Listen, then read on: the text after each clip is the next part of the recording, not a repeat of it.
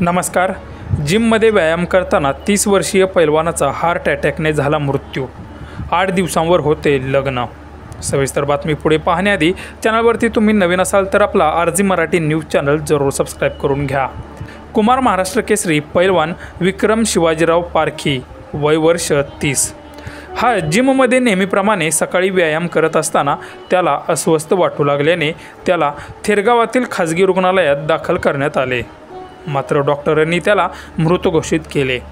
विक्रम पारखी याने कुमार महाराष्ट्र केसरी या पदावर आपलं नाव करून मानाची गदा पटकावली होती. पारखी याने आंतरराष्ट्रीय स्तरावरती देखील कुस्ती स्पर्धेत त्याने सहभाग घेतला होता. कुस्ती क्षेत्रात त्याला आदर्श व गुणी खेळाडू म्हणून संबोधले जायचे.